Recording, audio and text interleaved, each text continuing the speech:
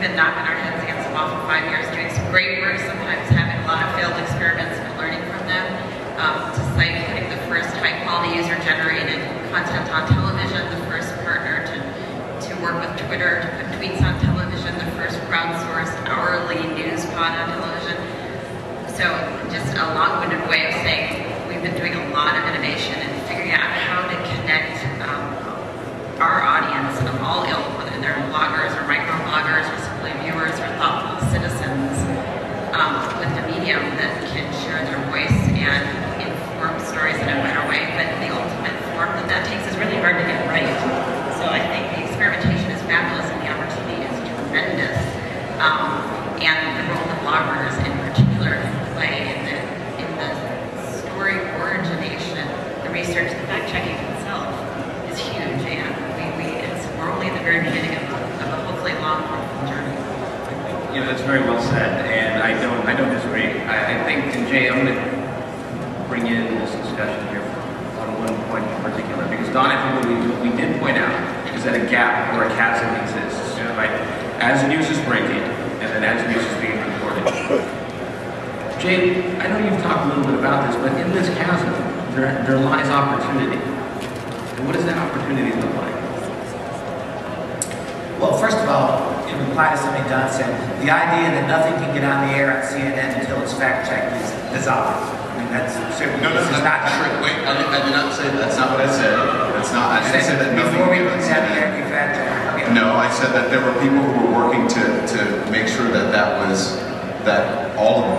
what you see is factual. I didn't say that everything that got on is fact-checked, and it should be. Okay. But sometimes things do get on that aren't necessarily fact-checked, but it happens. It doesn't just happen on CNN or on mainstream media. Okay, it happens everywhere. No organization is perfect. This is where I was going. There's a gap because there always was a gap. People who knew that something happened knew it way before it was reported by the news media. People who were there when they read the account in the newspaper always said, hey, that's not totally what happened, or sometimes they would notice how wrong it was. There was always a gap between the participants in events and the news system fabricating, crafting accounts from those events. Now the difference is that the people who are participants, who are witnesses, who are there, who are part of the event, they are publishers themselves. They are news publishers themselves. And a news system has grown up that actually links those people to traditional news people. So when Ann Curry is on her Twitter feed, it's one news system connecting her to people who may be there or who may have seen something in an obscure corner of the world. So what I think we have to focus on is that the ethic of asking yourself, before you distribute your report, is this true? Do I know it's true? Can I verify that it's true?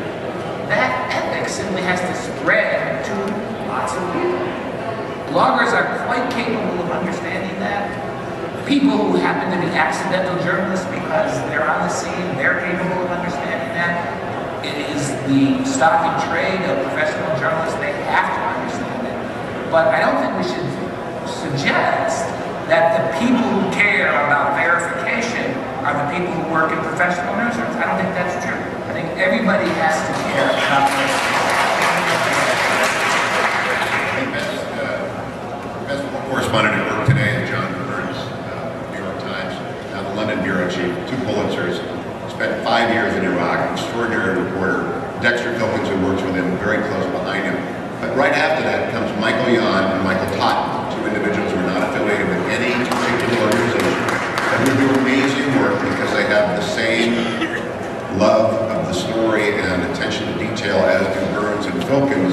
Yon and Totten I would put up against anybody. They also provide a model, I think, for anyone who aspires to be a journalist and a major journalist, which is to be exceedingly good at the craft you pursue and diligence in finding great stories. And that's the gap I think you're talking about, is that new journalists are showing up. They don't have to be affiliated with anyone. It's very lean and mean for a few years.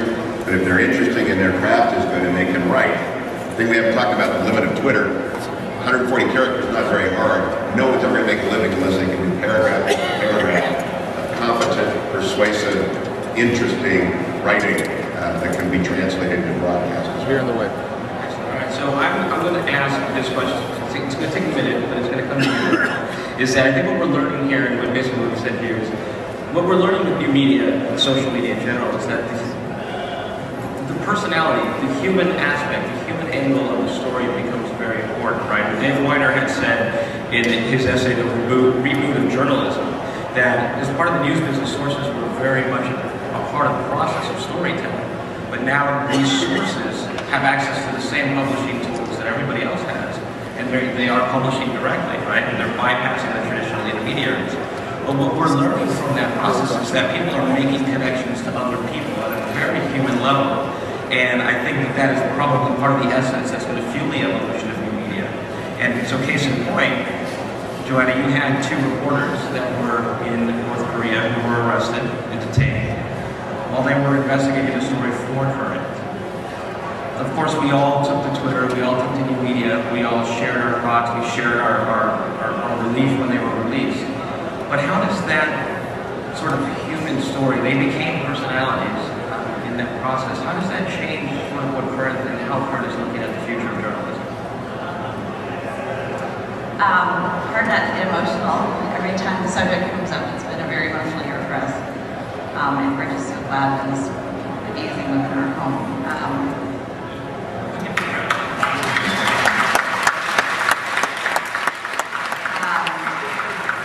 Emotional partly on the subject of the role that media plays in our being a media entity and our own policy on not speaking to the incident that was underway whilst they were in captivity. It was very hard thing for media organizations to do, particularly one that's filled of 20 or 30-something-year-olds who are tweeting and social media all day long.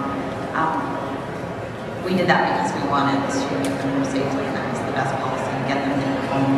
Now that they are home, more than anything, we have always been focused on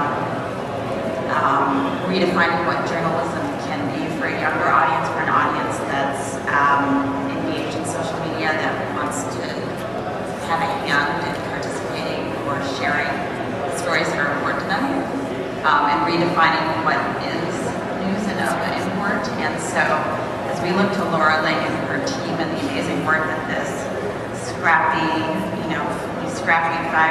five-person backpack journalists are doing around the world, the stories that they're telling around, waterboarding.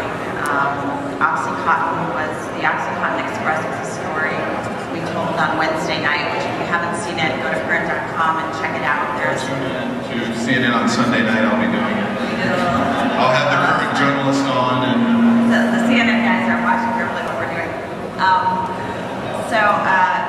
This team, Don was promoting the fact that we only have 8 people working on some of the stories. These guys are going out, 2-people teams, and telling these incredible, riveting stories that are really important in the world. We don't want to be talking about Blue Boy. We want to be talking about as I mentioned, the Oxycontin is an epidemic of drug addiction going on in Florida right now because there's insufficient regulation anyway. I'm not going to give the story away, but please go watch it. It's incredible. But the kind of work they're doing, we're so proud of it because it's really important in the world at a time when people are investing less and less in journalism. But to your larger question, there's a huge role for us to connect with contributors all over the world as we tell those stories. And we don't have the resources to send people everywhere something important happens, and we don't have a ton of resources to send mass teams of people to produce these stories. So by nature, we want to rely